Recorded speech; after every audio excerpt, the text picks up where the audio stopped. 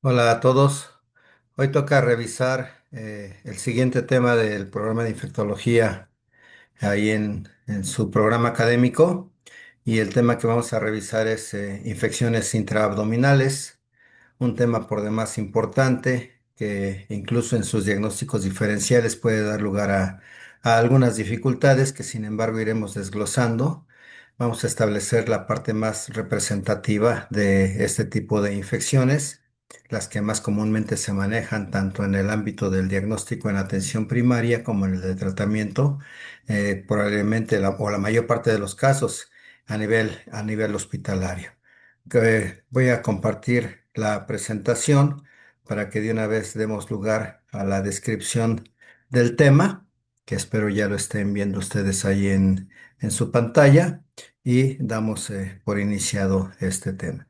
Entonces, estamos hablando de infecciones intraabdominales, de las cuales vamos a poner especial énfasis a los diferentes tipos de peritonitis. De hecho, esta primera parte habla de las generalidades de las peritonitis primaria, secundaria, terciaria. Posteriormente haremos una descripción un poquito más detallada de cada una de ellas, sobre todo la secundaria, que es la más frecuente y en donde nos vamos a detener un poquito más, así como en la primaria, no tanto en la terciaria. Y posteriormente pasaremos a describir en forma muy somera, porque así lo requiere el programa por los tiempos, lo que se refiere con los abscesos intraabdominales. Entonces, ya entrando en materia desde el punto de vista de su comportamiento epidemiológico, el impacto que tiene en la sociedad, hablamos de que las peritonitis primarias representan el 1% de todos los casos de peritonitis, en tanto que las secundarias son las más frecuentes, involucrándose hasta en el 80-90% de las infecciones intraabdominales que se describen en la literatura médica. Eh, Como sabemos, todos los procesos infecciosos están relacionados en mayor o menor frecuencia con determinados agentes patógenos, y se dice que la peritonitis primaria generalmente es monomicrobiana. Más del 60% de las causas son enterobacterias, en tanto que en la edad pediátrica, si bien la forma de diseminación más frecuente es la hematógena, generalmente se da por neumococo y otras especies de estreptococos. Raramente se puede visualizar Staphylococcus aureus en las peritonitis primarias, y aquí se han descrito dos formas de variantes de peritonitis primaria. Una de ellas que se ha denominado peritonitis primaria con bacterioascitis no neutrocítica monomicrobiana, en donde la determinación de la cantidad de líquido peritoneal que se puede llegar a encontrar es alrededor, más bien de neutrófilos en líquido peritoneal, es alrededor de 250 neutrófilos por milímetro cúbico de líquido. Acuérdense ustedes que ascitis es la acumulación de líquido intraperitoneal. Y al hablar de no neutrocítica es la que la cifra de neutrófilos está baja en las muestras que se manejan de estos líquidos. Y la otra variante es la citis neutrocítica con cultivo negativo, en la cual ya se habla de una cantidad mayor a 250 neutrófilos por milímetro cúbico de líquido, aunque con cultivos que se reportan habitualmente negativos. En tanto que la peritonitis secundaria más frecuentemente es polimicrobiana y depende en mucho de la microbiota asociada a las enfermedades, a la enfermedad primaria que condicionó esta peritonitis. Está influenciada también por el uso previo de antibióticos, otros medicamentos y algunos factores que son inherentes a las condiciones generales del hospedero. Se han podido aislar casos con enterococos, casos con cándida, aunque por su cantidad y por sus características, se habla de que existe controversia en relación a su significado clínico. Una modalidad que seguramente ustedes ya han escuchado, conocen, han oído hablar cuando menos, de la diálisis peritoneal continua ambulatoria, que es una de las modalidades de tratamiento de la insuficiencia renal crónica, o también conocida la insuficiencia renal crónico terminal. En estos pacientes, cuando se dan sesiones de diálisis peritoneal, puede llegar un momento en que se contaminen o se manejen de manera inadecuada desde el punto de vista de higiene de manos u otras posibilidades de contaminación, y generalmente se causa esta contaminación por bacterias gram positivas, de las cuales el Staphylococcus aureus, el Staphylococcus epidermidis y algunos estreptococos se llegan a determinar en 60 al 80% de los casos. O también se ha dado lugar a 15 a 30% de casos por bacterias gram negativas, entre las que se incluyen enterobacterias, bacilos gram negativos no fermentadores como Pseudomonas aeruginosa, Acinetobacter baumannii en las condiciones, digamos, en los tiempos actuales que ha emergido como un oportunista, sobre todo en el ámbito intrahospitalario. Muchas de estas bacterias son procedentes de vías urinarias o bien de intestino, de piel o bien del agua contaminada que también se llega a utilizar en algunas unidades médicas. Ocasionalmente, les decía, están implicados hongos o también micobacterias. La peritonitis polimicrobiana durante la diálisis peritoneal continua ambulatoria generalmente se considera secundaria también a una enfermedad intestinal, por ejemplo, aquellos casos de perforación intestinal en los que también se ha determinado esta posibilidad. Eh, Existe también otra forma de infección intraperitoneal que son los abscesos intraperitoneales a los que también les vamos a dedicar un espacio al final de esta presentación, los cuales mayoritariamente son polimicrobianos en estos casos de peritonitis y están causados por los mismos microorganismos que causan la peritonitis secundaria. Se han incluido también especies anaerobias obligadas como Bacteroides fragilis, cocos anaerobios, clostridios y bacilos gram negativos facultativos como Escherichia coli, Proteus y especies de Klebsiella. Dado esto, entonces vamos a iniciar ya propiamente el tema, después de estas generalidades, con la revisión de lo que es la peritonitis. Estamos hablando entonces de tres variantes de peritonitis, un proceso inflamatorio del peritoneo y todo, y su contenido, desde luego. Hablamos de primaria, secundaria y terciaria, en las cuales, como en toda enfermedad infecciosa, algunos aspectos que mínimo se deben describir en cada una de estas enfermedades es quién lo produce, cómo se establecen los mecanismos de daño, es decir, la fisiopatología o la patogenia, cómo se manifiestan o se puede identificar clínicamente, cómo interpretamos o cómo programamos e interpretamos los estudios de apoyo diagnóstico, como es el laboratorio clínico, el laboratorio microbiológico, los estudios de gabinete, qué pronóstico tienen estas enfermedades, cómo se tratan y de qué manera los podemos prevenir. Esto entonces lo vamos a hacer considerando las tres entidades. Cuando hablamos de peritonitis primaria, hablamos de aquellas enfermedades que tienen diferentes causas, pero que en común tienen la infección de la cavidad peritoneal sin un origen evidente. Se pueden producir en cualquier grupo de edad, aunque se sabe que el 1 al 2% de urgencias pediátricas abdominales son las que se llegan a presentar en los servicios de urgencias de los diferentes hospitales.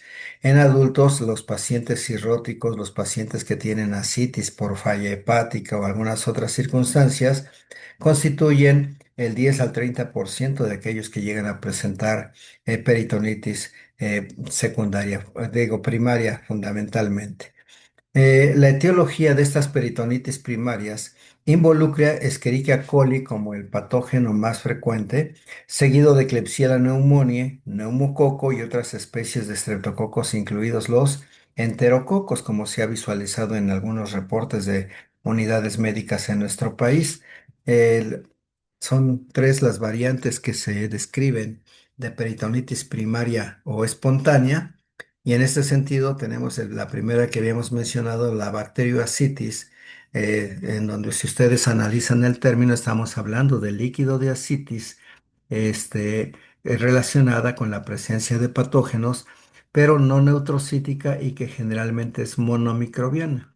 El líquido puede estar con cultivos positivos, pero muy pocos neutrófilos y asintomática.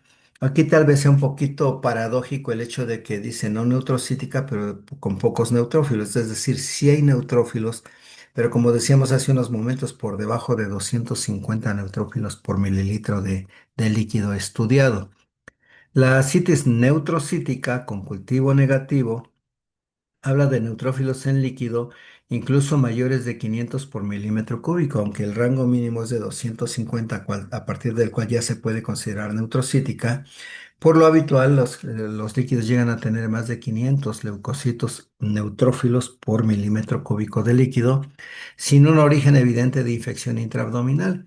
Puede haber hemocultivos positivos hasta en una tercera parte de estos pacientes, por lo que el hemocultivo conforma parte del protocolo diagnóstico en estos casos de peritonitis con bacteriocitis o ascitis neutrocítica. Y también existen las bacteriocitis polimicrobianas, que son generalmente secundarias a paracentesis traumática, es decir, por alguna razón se indicó una punción abdominal para extraer líquido peritoneal y aquí se habla de la salida transitoria de bacterias hacia el líquido acítico por penetración del intestino. Esto es pues prácticamente un accidente, ¿verdad?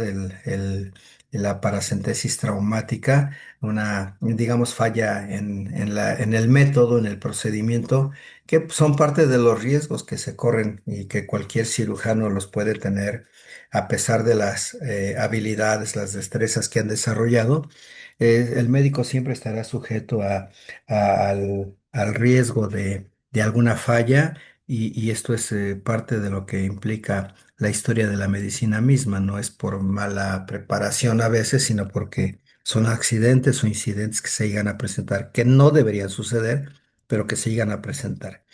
75% de los pacientes con peritonitis primaria por bacterias aerobias, generalmente cursa con bacteremias. Por eso es lo importante de hacer los hemocultivos y muy ocasionalmente se ha llegado a documentar como causas etiológicas a Mycobacterium tuberculosis, a Neisseria gonorrhoeae, a Chlamydia trachomatis o a Coccidioides immitis, que son mucho menos frecuentes en su demostración. ¿Cómo se condiciona el daño? Si bien es poco evidente la ruta de infección, se ha considerado que la vía hematógena es la considerada más frecuente. Sin embargo, la vía linfática o la migración transmural se han considerado parte de las vías o las rutas de infección para las peritonitis primaria, o bien a través del conducto torácico por translocación bacteriana, que es una vía que poco se mencionaba anteriormente. La infección del líquido ascítico se puede facilitar tanto por las alteraciones del aclaramiento retículo endotelial de bacterias, como por alteración de la destrucción intracelular de bacterias por monocitos y macrófagos, o la alteración de la opsonización en niveles bajos de complemento en suero, que esta es una parte importante respecto a las deficiencias de los mecanismos inmunológicos, caracterizados en algunas deficiencias. La infección entonces del líquido de ascitis, es decir, es el líquido peritoneal, también como otros procesos inflamatorios, implica la producción y la expresión de citocinas proinflamatorias, ya las conocemos nosotros, factor de necrosis tumoral alfa, interleucina 1, interleucina 6, interferón gamma, así como la expresión también de moléculas de adhesión solubles en suero y en el exudado peritoneal. Y lo mismo que en los demás procesos infecciosos, las interacciones microorganismos-pedero como parte del principio de lo que va a ser el proceso inflamatorio mediante una cascada de transducción de señales como ya lo hemos descrito previamente. ¿Cómo se manifiesta clínicamente este tipo de problemas? Les decía que como son de dolor abdominal, muchos de ellos cursan con cuadro que simula un abdomen agudo, que esa es la urgencia médica o médico-quirúrgica que habitualmente llega a los servicios de urgencias. En niños se pueden confundir con apendicitis aguda, en tanto que los otros síntomas que se pueden llegar a manifestar son fiebre, dolor abdominal, a veces difuso, a veces localizado, náuseas, vómito, diarrea. Puede haber datos de hipersensibilidad abdominal, eso se llama hiperestesia. En alguna ocasión puede llegar a la hiperbaralgesia, que es difusa, con rebote positivo, con hipoactividad o ausencia de ruidos intestinales. Es decir, hay plenamente un compromiso de abdomen agudo como la urgencia que llega a las unidades médicas. También puede haber manifestaciones atípicas como son la aparición insidiosa, ausencia de irritación peritoneal y fiebre que no coinciden con el cuadro anteriormente mencionado en los dos renglones anteriores.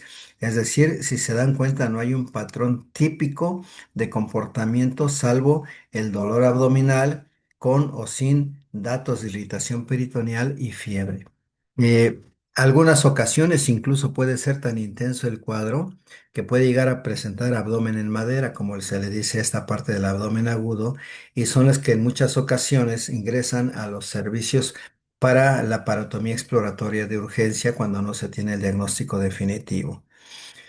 En pacientes, sobre todo adultos que cursan con cirrosis hepática, la peritonitis se puede asociar con rasgos de la última etapa de hepatopatía terminal, con datos de síndrome hepatorrenal, en donde el compromiso de función renal está asociado a la falla hepática, lo que lleva a encefalopatía progresiva, que puede simular también a las encefalopatías hepáticas que ponen en riesgo la vida de los pacientes y necesariamente tienen que entrar a terapia intensiva, como sucede en el síndrome de Reye, por ejemplo.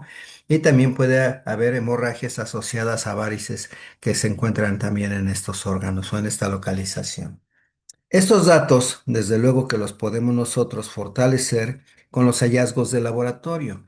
Aquí lo importante de saber solicitar y saber interpretar lo que se ha denominado en términos generales la reacción de fase aguda mediante la identificación de los marcadores de fase aguda, que también se han conocido como reactantes de fase aguda. Para esto toma capital importancia la interpretación de una biometría hemática completa en donde podamos analizar la fórmula roja, la fórmula blanca, la fórmula plaquetaria. Asociada desde luego a estudios de química sanguínea, sabemos que muchos pacientes o son diabéticos o son hipertensos o tienen un problema de base en su salud que puede manifestar alteraciones en las determinaciones bioquímicas. Desde luego los marcadores hepáticos de fase aguda como la proteína C reactiva, las pruebas de funcionamiento hepático, entre los cuales puede determinarse los patrones de inflamación, velocidad de sedimentación globular, tiempos de coagulación, etcétera. Toma particular importancia también la determinación de procalcitonina como un marcador de infección bacteriana y desde luego no debemos dejar pasar también aprovechar para un uroanálisis en todo este tipo de pacientes. Y desde luego laboratorio de microbiología, ya decíamos de la importancia de los hemocultivos hasta en una tercera parte de los casos positivos, así como los urocultivos y desde luego el cultivo, el análisis microbiológico del líquido peritoneal.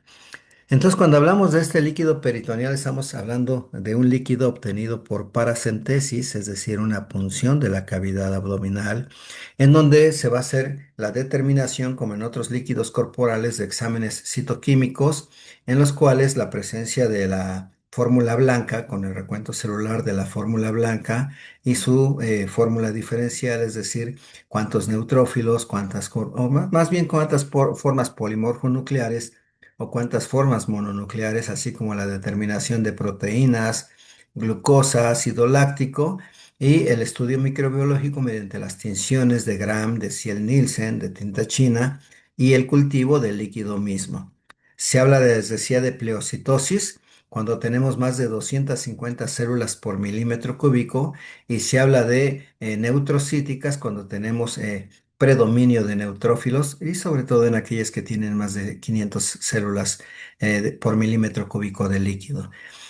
En casos como sucede en las punciones lumbares, las punciones articulares o pleurales, puede haber presencia de sangre por lo traumático a veces del procedimiento mismo. Entonces se pueden hacer los recuentos corregidos de polimorfo nucleares, en donde se ha establecido un polimorfo nuclear por cada 250 eritrocitos.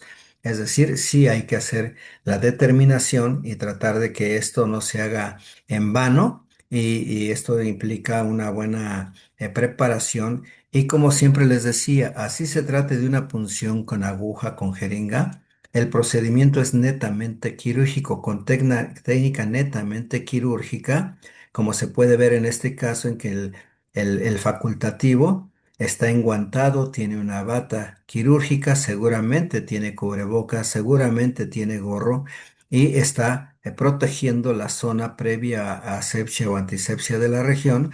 Está cubriendo toda esa zona con un campo quirúrgico o con una sábana hendida, según lo que utilizan en cada uno de los hospitales. Ahora se utiliza preferentemente el material desechable. A mí todavía me tocó trabajar con tela, ¿verdad? Con campos de tela que todavía en algunos hospitales se encuentran, por cierto, no han quedado en el desuso, pero sí ya ha ido modificándose esta conducta. Lo importante es que identifiquemos y podamos determinar en qué sitio vamos a puncionar, como se puede ver en esta zona, para poder establecer un buen diagnóstico de apoyo al diagnóstico clínico que ya tenemos. Las imágenes también son aspectos muy importantes porque nos ayudan a descartar la fuente intraabdominal primaria de la infección. Se puede utilizar tomografía axial computada con contraste oral e intravenoso, es decir, con doble contraste. Y también nos ayuda a medir cómo va la respuesta al tratamiento después de que lo hemos iniciado. Además de que también se pueden hacer estudios complementarios de tipo molecular, como es la reacción en cadena de polimerasa para algún determinado tipo de agentes etiológicos como Mycobacterium tuberculosis, o bien para algunos hongos también se pueden hacer estudios especiales. Lo que se puede visualizar, desde luego, que es en las tomografías de abdomen y pelvis, la gran dilatación que pueden tener algunas vísceras, o bien las imágenes que son características, como se ven en estas flechas que le llaman imágenes en capullo, que denotan también un proceso inflamatorio que está asociado a esa cavidad abdominal con gran cantidad de líquido de ascitis.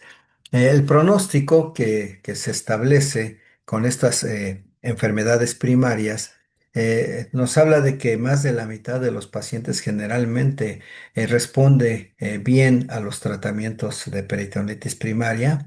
eh, pero en los que tienen ya datos de daño hepático terminal por cirrosis, por ejemplo, se asocian mucho en la mortalidad global de acerca del 95% en estos casos de cirrosis terminal.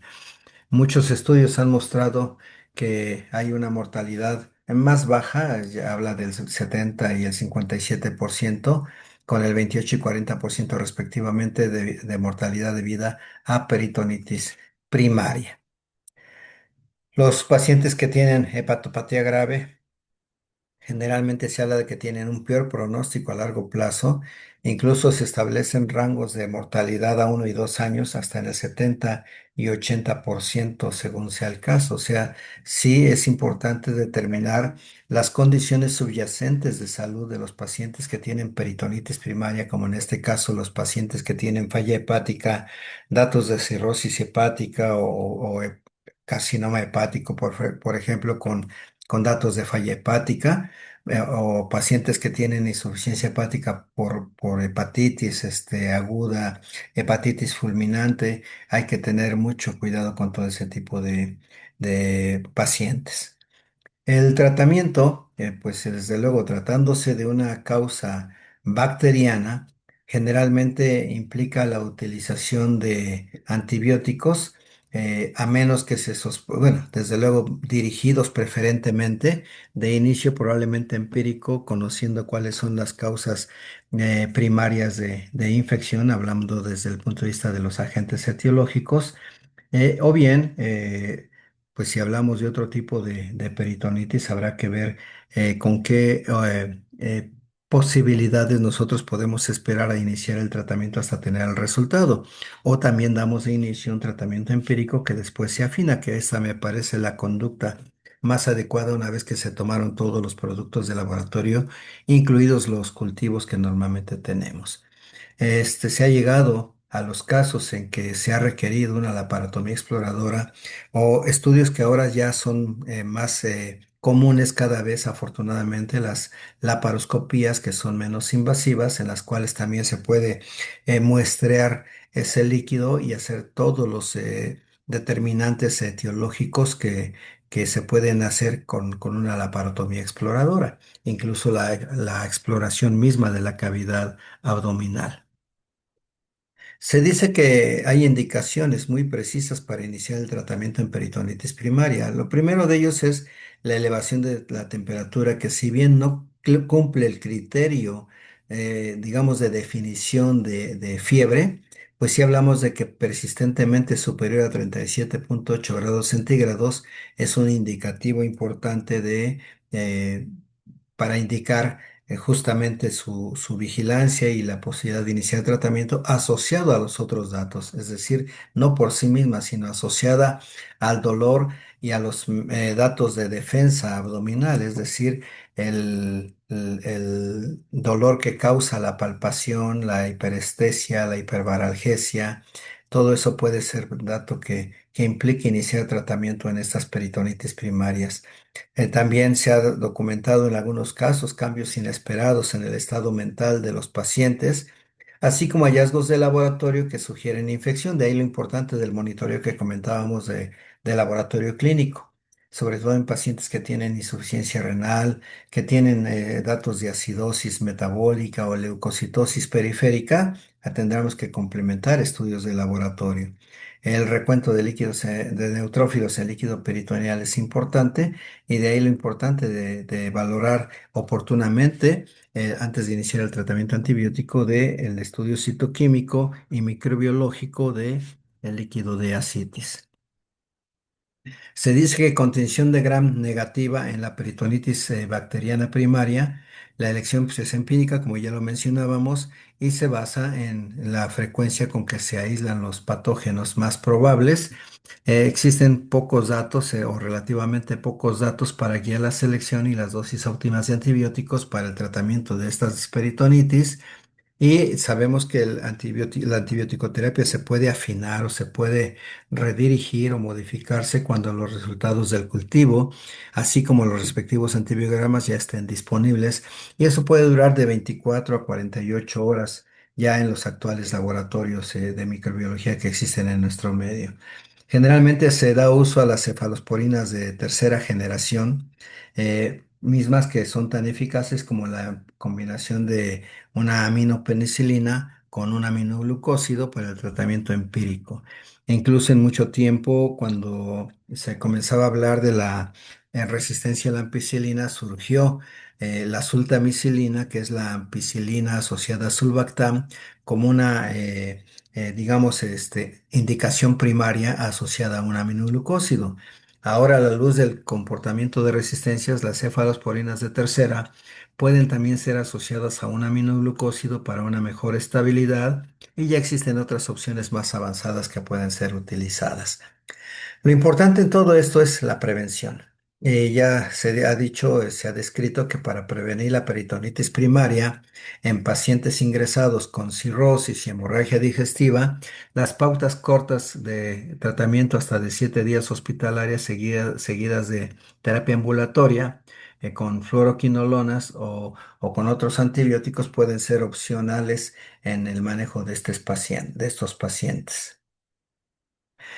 Pasando a la peritonitis secundaria y simultáneamente a la terciaria, porque generalmente se manejan igual, la etiología está causada por la llegada de los microorganismos gastrointestinales o genitourinarios a la cavidad peritoneal a causa de la pérdida de la integridad de la barrera mucosa, es decir, hay ruptura de la integridad de los elementos anatómicos que protegen a la cavidad abdominal.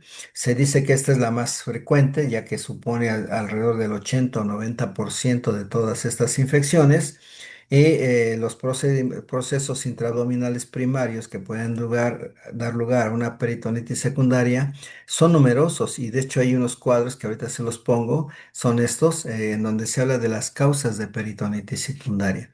Si vamos de arriba hacia abajo, vean ustedes en el esófago distal qué elementos pueden condicionar la ruptura de estas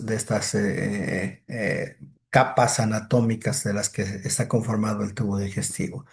Neoplasias, traumatismos, causas diatrógenas. eh, Sabemos que el esófago distal también puede ser sujeto de lesiones por ingesta de cáusticos, por ejemplo. En el estómago, la perforación de una úlcera péptica, que ya se ha documentado en algunos casos, también casos de cáncer, cáncer gástrico, o metástasis de algunos otros sitios, traumatismos, también las causas diatrógenas, el duodeno con perforación también de úlcera péptica, traumatismos y causas diatrógenas, las vías biliares en los procesos inflamatorios de las vías biliares como son las colecistitis o coledocolitiasis, que con perforación de la vesícula biliar pueden condicionar también la fuga de líquido y la inflamación del líquido peritoneal. También tumores, también traumatismos, también causas diatrógenas. Si se dan cuenta, hay mucha coincidencia en las causas en estas áreas anatómicas del tubo digestivo. Cuando llegamos también a la parte al páncreas, pues desde luego hay pacientes alcohólicos crónicos o que ingieren constantemente fármacos o algunas otras causas de pancreatitis, también pueden condicionar estos tipos de inflamación en el peritoneo. Hablando de intestino delgado, vean ustedes isquemia intestinal, hernias encarceradas, la enfermedad de Crohn, neoplasias, divertículos de Meckel, traumatismos. A nivel de intestino grueso, isquemia intestinal, diverticulitis o enfermedad diverticular, neoplasias, colitis ulcerosas, la enfermedad de Crohn, apendicitis, volvulus, traumatismos preferentemente de los penetrantes y causas diatrógenas. En los anexos, bueno, en el útero y sus anexos también hablamos de enfermedad pélvica inflamatoria, traumatismos, neoplasias, causas diatrógenas. Entonces vemos que todas las digamos, estructuras que corresponden al tubo digestivo alto y bajo pueden comprometerse y comprometer de alguna manera también el abdomen, la cavidad abdominal, toda la parte donde hay cobertura de peritoneo.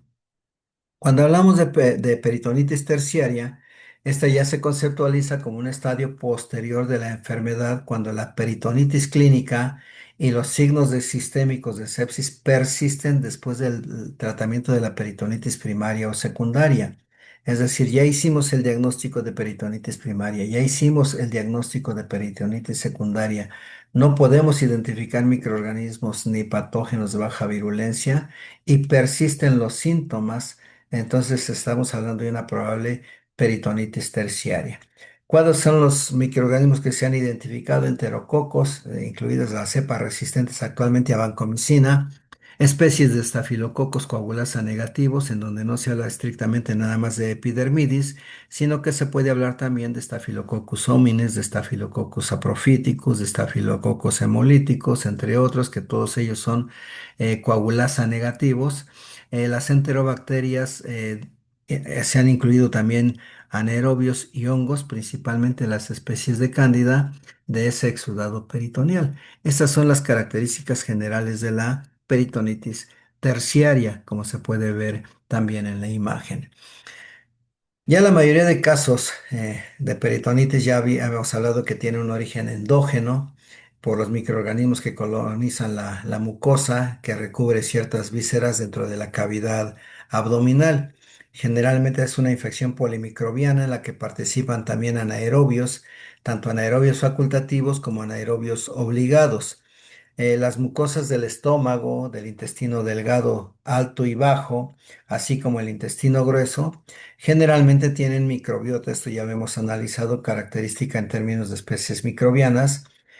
También tiene un número total de especies diferentes, una amplia variedad de especies, así como la densidad microbiana. Recuerden ustedes que hablábamos de 10 a la 12 o 10 a la 14 unidades formadoras de colonias por gramo de tejido o por gramo de evacuación, ¿sí? Esa parte es muy importante, es la parte más poblada del intestino, en general del microbioma humano.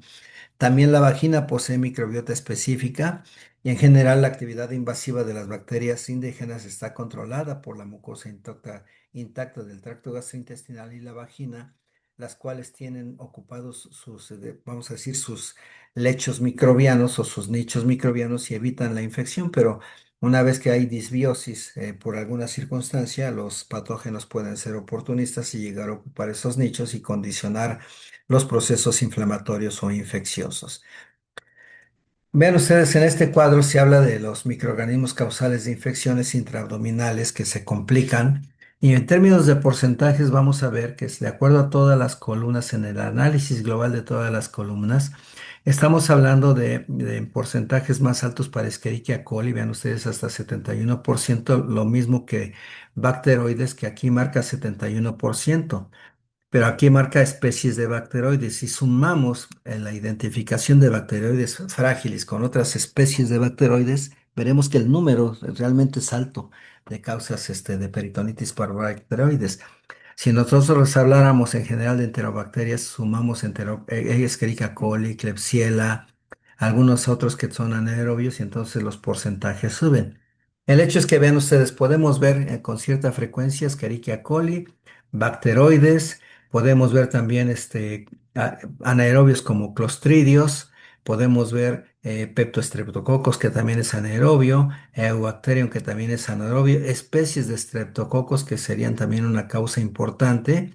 Enterococos, si nosotros sumamos Fecalis, Faecium y otras especies de enterococos, la suma rebasa el 20% con estos tres.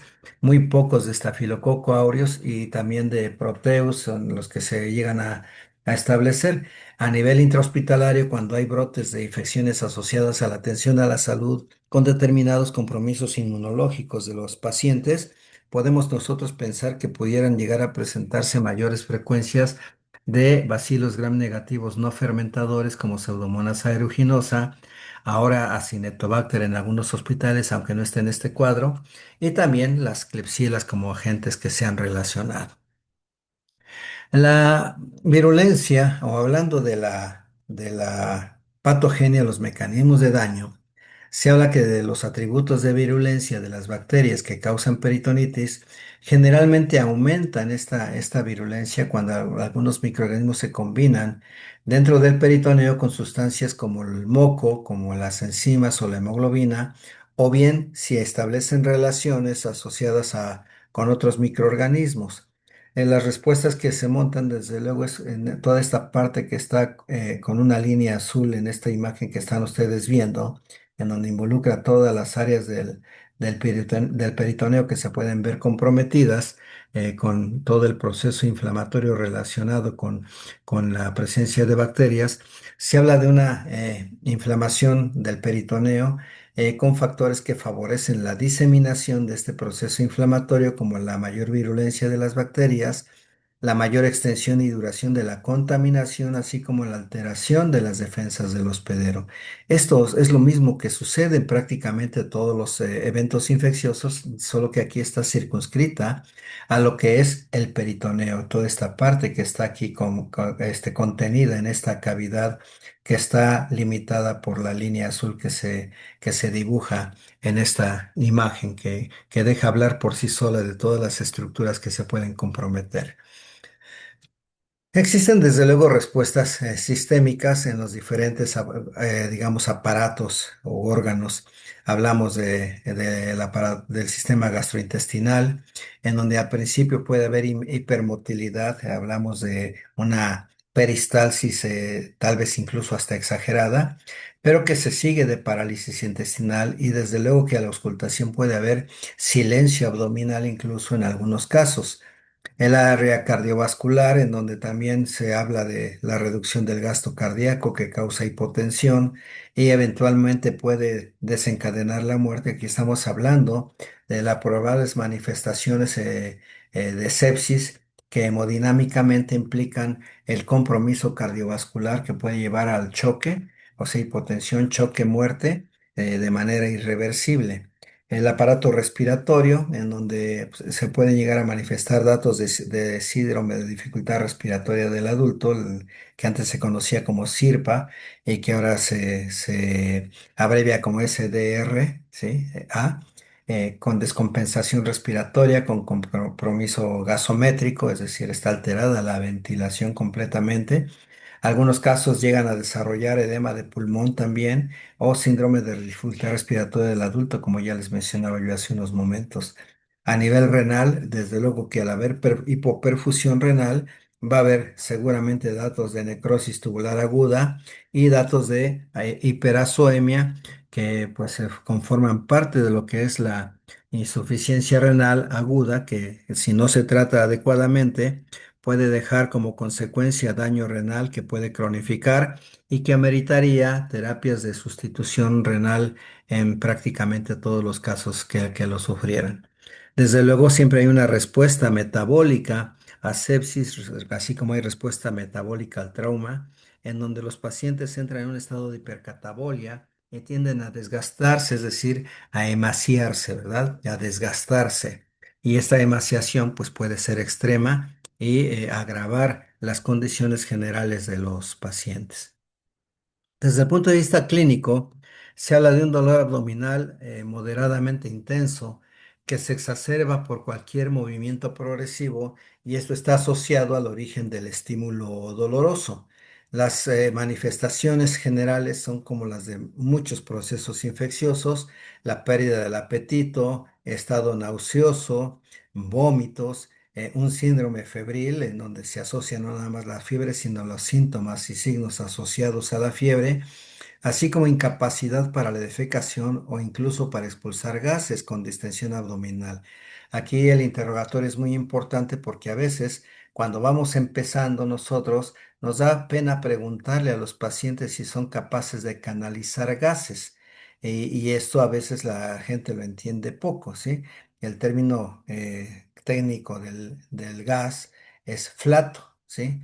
La flatulencia es una característica que afecta a muchas personas, pero aquí en el caso de un silencio abdominal, porque ya, digamos, ya no, la peristalsis ya no es efectiva o tiende a haber silencio abdominal, implica que ya no puedan defecar o ya no puedan canalizar y expulsar gases. Y esto implica que se siga distendiendo el abdomen y si no hacemos que salga el gas del abdomen, para eso es la sonda nasogástrica, para tratar de disminuir esa distensión, que por otra parte, como está a veces fuera del tubo digestivo, pues no responde a los manejos habituales.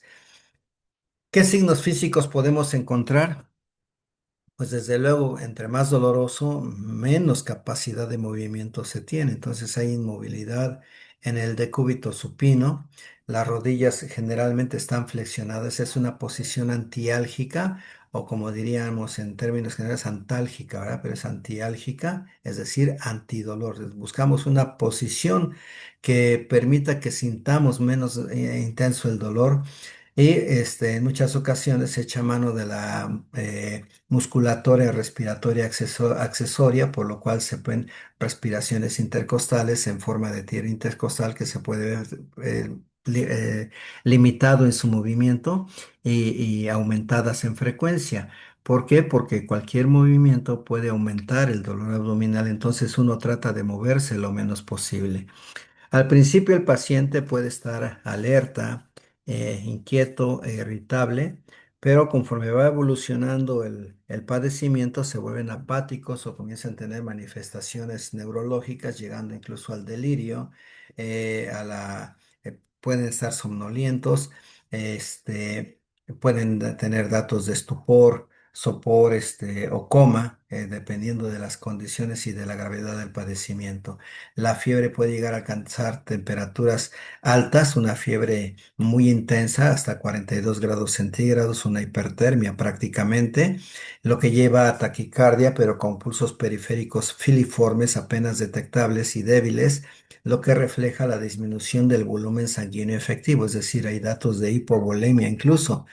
Cuando la peritonitis progresa, la presión arterial puede disminuir y llegar a los niveles de choque inicialmente hipovolémico y posteriormente puede tratarse de a lo mejor de un choque mixto, con respiración cada vez más rápida y superficial, así como datos de hipersensibilidad abdominal con rebote positivo, la rigidez muscular, a la percusión, un abdomen timpánico por la presencia exagerada de gas y abdomen en madera. Esto es lo que en los servicios de urgencia se le llama abdomen agudo, con datos de hiperestesia e hiperbaralgesia que seguramente en su clínica propedéutica ya les enseñaron a ustedes a explorarlos, ¿verdad? Simplemente al roce o a la presión de la pared abdominal se despiertan este tipo de dolor.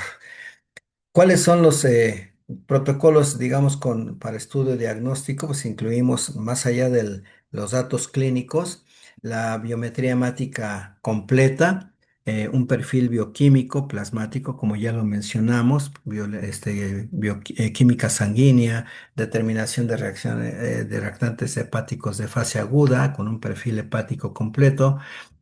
Factores de la coagulación también hay que determinarlos, tiempo de protrombina, tiempo parcial de tromboplastina, es decir, TP, TPT, lo que le llamamos tiempos de coagulación. También podemos hacer la determinación de fibrinógeno, también podemos hacer la determinación de otros marcadores hepáticos como las transaminasas, la DHL, la fosfatasa alcalina, y todos estos marcadores nos van a ayudar a establecer el pronóstico de estos pacientes. No puede faltar la determinación de amilasa y lipasa si no tenemos el foco de inicio para establecer cómo están las condiciones del páncreas y desde luego el estudio de orina como debe de ser y ya lo hemos comentado. En las mujeres, en caso de sospecharse embarazo ectópico, habrá la necesidad de hacer determinación de gonadotrofina coriónica humana beta, y hay otra entidad que puede simular también estos abdómenes agudo con embarazo ectópico, que son parte de las alteraciones o de las enfermedades que son características de la mujer.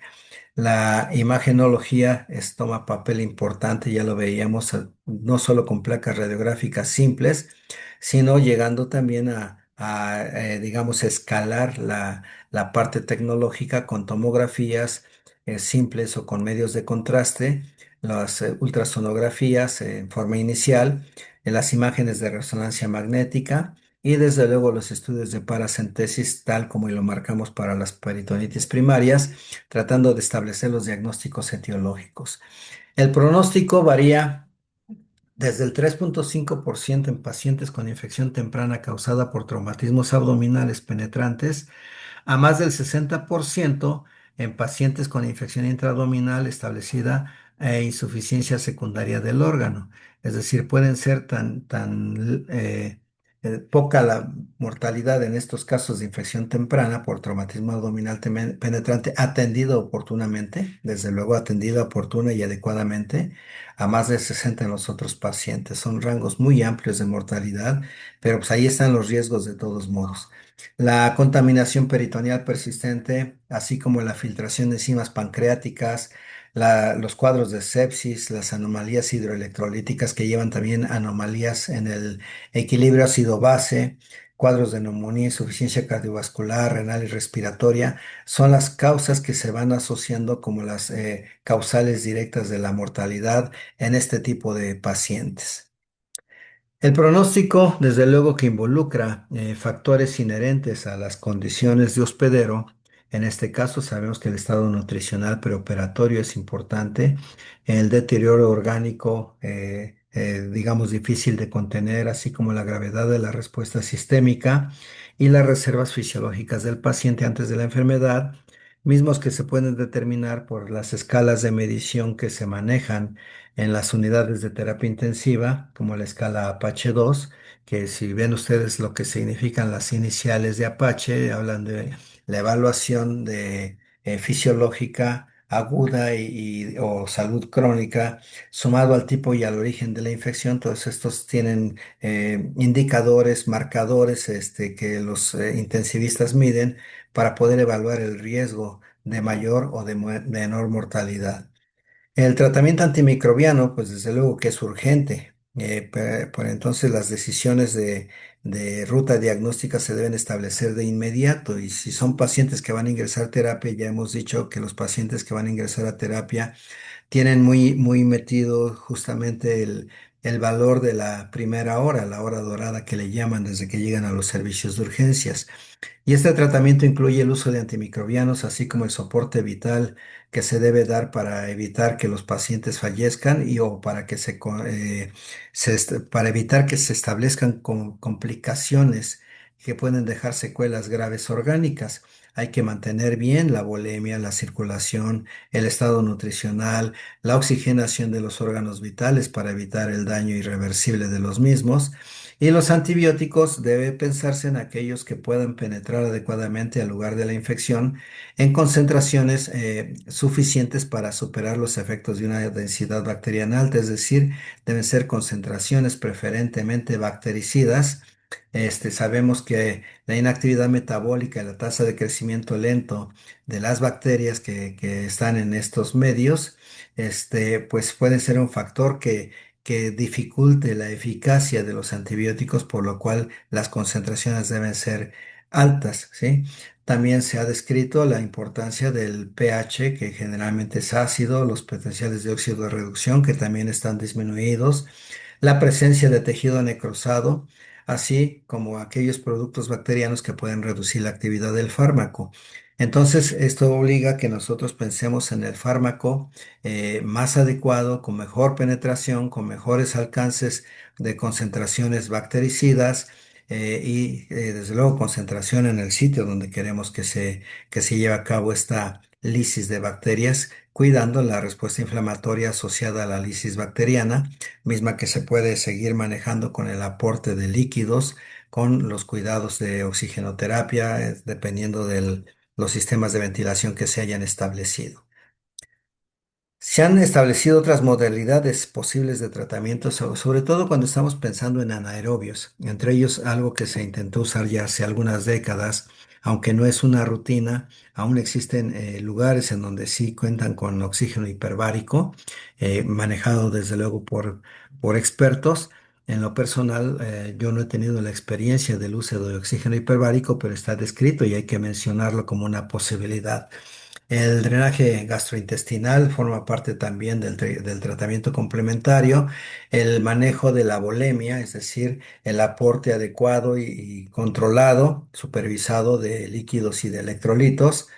Las transfusiones de hemoderivados, en este caso sangre y plasma, por razón necesaria, dependiendo de las evaluaciones en el monitoreo de las biometrías hemáticas, en donde se pueda medir la fórmula roja, la fórmula plaquetaria y determinar en qué momento se tienen que buscar los hemoderivados como parte del soporte metabólico o volémico. El soporte respiratorio mediante las diferentes modalidades de aporte de oxígeno, así como la parte quirúrgica es muy importante. Y recuerden que no la maneja nada más el médico, la peritonitis. Puede ser que se requiera un tratamiento médico quirúrgico y en este sentido la estrategia quirúrgica pues corresponderá al cirujano evaluarla, en donde se habla de controlar la contaminación peritoneal. Hay que debridar el tejido necrosado, el material intraperitoneal extraño también habrá que extraerlo y en muchas ocasiones dejan derivaciones como las colostomías, hay que hacer cierre de perforaciones traumáticas o bien incluso llegar, de acuerdo a las evaluaciones que esté haciendo o lo que en la laparotomía exploradora hayan encontrado en la laparoscopía, resecciones intestinales y las drenajes de cualquier colección purulenta. Todos estos son aspectos de tratamiento complementario al tratamiento médico que se le está dando a nuestros pacientes. ¿Qué fármacos se han recomendado? Estos están en un cuadro que hay la necesidad de que ustedes lo vayan revisando con más calma, pero les digo en términos generales son tres columnas en las cuales se dan el tipo de tratamiento basado en medicamentos antibióticos de amplio espectro preferentemente, en modalidades de monoterapia o de tratamientos combinados. En la segunda columna hablamos también de infecciones leves o de gravedad moderada. Y en la tercera columna hablamos de infecciones muy graves. Entonces, si se dan cuenta, esto prácticamente hace que se vaya escalando.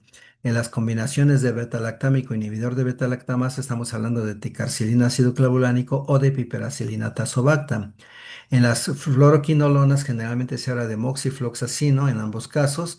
De los carbapenémicos, en lo personal yo he tenido mejores experiencias con meropenem que con imipenem cilastatín. Doripenem no lo hemos utilizado. La tigeciclina sí la hemos utilizado y sirve para ambas modalidades. Y la combinación de una cefalosporina de primera generación o de segunda generación con metronidazol también ha sido una opción en infecciones leves o de gravedad moderada basados en el tratamiento con cefalosporinas, pero ya las muy graves, estamos hablando de tercera o cuarta generación, y lo mismo con otras fluoroquinolonas y de los monobactam, en el que casi ya no se usa el monobactam, pero si lo llegan a utilizar asociado a vancomicina o clindamicina, más metronidazol por la posibilidad de los anaerobios. ¿Qué pasa durante la diálisis peritoneal cuando se infecta? También los pacientes que están en diálisis peritoneal pueden llegar a infectarse y en este sentido el diagnóstico de peritonitis generalmente se hace cuando hay microorganismos y hay pleocitosis en el líquido de diálisis. Es decir, recuerden que en la diálisis peritoneal se introduce líquido de diálisis en una bolsa a determinada concentración, que puede ser isosmolar o puede ser hipertónico, según sea el caso de la diálisis, para extraer los elementos azoados que están intoxicando al paciente. Entonces, en muchas ocasiones llegan a contaminar y condicionar peritonitis. Cuando hay esto, pues hay incremento de glóbulos blancos en el líquido de diálisis que está extrayéndose, asociados a dolor e hipersensibilidad abdominal. Vean ustedes, hasta el 60-80% de pacientes. Náuseas y vómitos en el 30-50%, fiebre, no en todos, 25-50%, y diarrea hasta en un 10%. El líquido de diálisis casi siempre está turbio cuando sale. La exploración microscópica muestra un recuento de leucocitos mayor de 100 células por milímetro cúbico. Aproximadamente el 85% tiene más de 500 células por milímetro cúbico, que esto es muy importante, con predominio de neutrófilos. En 5 a 10% de los casos se produce peritonitis con cultivos negativos. Aquí estamos hablando de peritonitis asociada a diálisis peritoneal, que puede ser continua ambulatoria o puede ser en agudo, pero finalmente se está infectando el líquido y se mide el líquido que sale de la cavidad abdominal durante los procesos de recambio. Las dosis que se manejan habitualmente de antibióticos en estos casos, que también son secundarios, desde luego, peritonitis secundaria, ven ustedes, se habla también en este cuadro de medicamentos que se llegan a utilizar con la diálisis peritoneal intermitente o la diálisis continua. Estos son asociados a diálisis peritoneal. Diálisis peritoneal intermitente, en la cual se realizan recambios una vez al día, o la continua, en la que en todos los intercambios incluso se pueden llegar a medir las características del líquido. Y aquí estamos hablando, por ejemplo, de gentamicina 0,6 miligramos por kilo, en diálisis, dosis de carga de 8 miligramos por litro, con una dosis de mantenimiento de 4 miligramos por litro. Estamos hablando de antibiótico que se mete al líquido de diálisis y se aplica por vía intraperitoneal en muchos casos. Y así sucesivamente se van manejando los diferentes medicamentos, incluso por vía intravenosa, también el tratamiento es muy importante. Aquí hablamos de cefalosporinas, hablamos de aminoglucósidos, hablamos de penicilinas diversas, también se habla de quinolonas, de otros medicamentos como vancomicina, aztreonam, trimethoprim, sulfamethoxazol, ampicilinas sulbactam y mipenem y los tratamientos para hongos cuando se determina la presencia de hongos. Y aquí las siglas que se encuentran en los diferentes, digamos, protocolos o dosis que se están manejando. Quieren decir, la DC quiere decir dosis de carga, la DM quiere decir dosis de mantenimiento, la NA no es aplicable, la ND significa que no hay datos descritos en la literatura, y la IP, que quiere decir intraperitoneal o vía oral con la VO, como sucede aquí en este caso, ¿verdad? Intraperitoneal o vía oral, 200 miligramos por litro, lo que habitualmente se maneja. Las indicaciones de retiro del catéter de diálisis peritoneal, aquí es muy importante conocerlas. Hablamos de infección persistente en el punto o en la vía de salida de la piel. Hablamos de la peritonitis recidivante por el mismo microorganismo en 4 semanas a pesar de tratamiento. Hablamos de peritonitis resistente al tratamiento y la falta de respuesta en 5 días. La peritonitis micótica, que también es una indicación absoluta de retiro conjuntamente con las micobacterianas o las producidas por Pseudomonas aeruginosa, así como los abscesos intraperitoneales y el mal funcionamiento del catéter. Esta parte nos permite concluir esta primera parte de lo que son las peritonitis y pasamos a la descripción de los abscesos intraperitoneales. Y en este sentido hablamos de abscesos intraperitoneales que conforman parte también de las infecciones intraabdominales, de aquellas enfermedades que causan abscesos localizados al interior del peritoneo que son secundarios. ¿Y cuáles son las causas primarias? Pues apendicitis, enfermedades diverticulares, sobre todo la diverticulitis, lesiones de vías biliares, pancreatitis, úlceras pépticas perforadas, enfermedad intestinal inflamatoria, traumatismos y cirugía abdominal. Suelen ser polimicrobianos, hasta en un 60-70% producidos por anaerobios y pueden tener estas localizaciones, y esto es muy importante porque esa es la forma en que ustedes podrán interpretar después los exámenes de laboratorio y de imagen, buscando las localizaciones que habitualmente se mencionan aquí en orden de frecuencia. La localización subfrénica es aquella que está por debajo del diafragma, generalmente del lado derecho, hasta el 26%. La pélvica 20%, paracólica el 13%, periapendicular 13%, retroperitoneales el 10%, hepáticas el 7%, interasas 4% y la bolsa omental hasta un 4% que es la menos frecuente.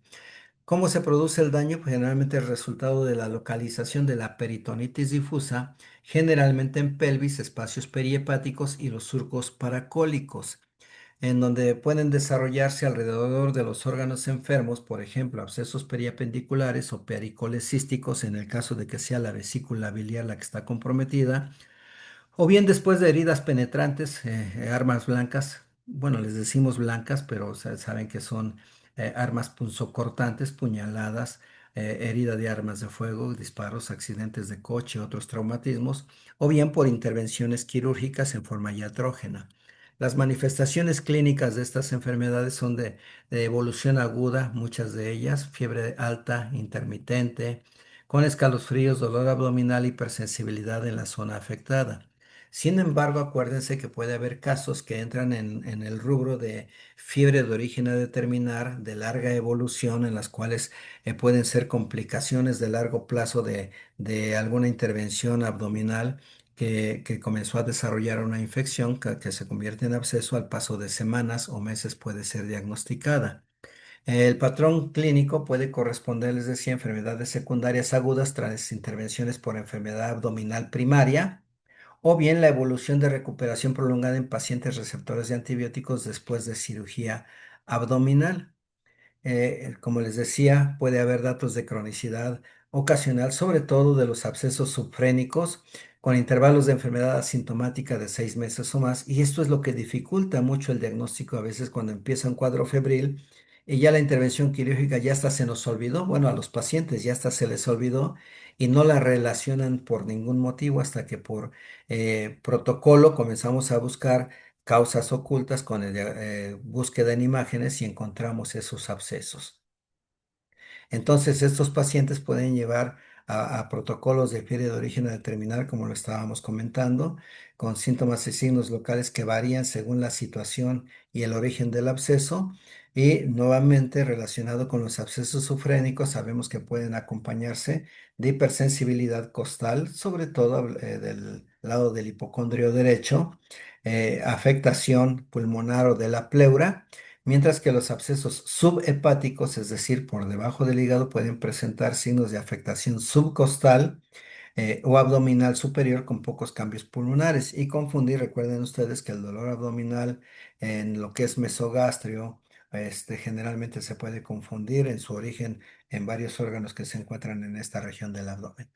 Entonces hablamos de la protocolización de los estudios de imagen desde los no invasivos a los invasivos, desde un ultrasono que si no no da resultados como los que uno esperaría, nos lleva a visualizar una tomografía axial computada o una combinación con radiografías simples y gamagrama, y esto va de la mano de los recursos que tengan las unidades médicas.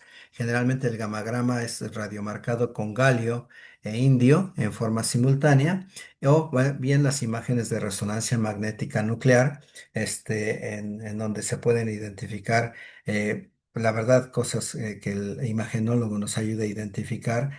A veces nuestra inexperiencia nos llega a confundir algunas zonas con zonas normales.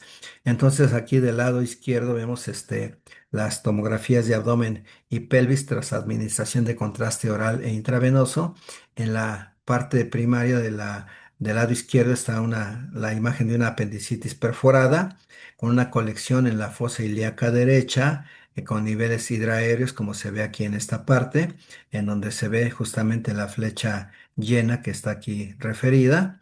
Y esta parte rodea un apéndice dilatado, como lo puede referir esta flechita que está aquí hueca. En la B hablan de una diverticulitis que apenas si se visualiza en esta parte. Yo no la hubiera identificado, se los confieso, no viendo la flecha, yo no la hubiera identificado. Mis expertis en imagenología a veces me limita también y por eso busco la opinión del experto y creo que así lo debemos hacer todos, porque pueden encontrarse diferentes grados de lesión y si yo me centro aquí y no veo la parte superior en donde ustedes pueden anotar una diferencia entre el lado izquierdo y el lado derecho muy marcada y se refiere a datos de hidronefrosis.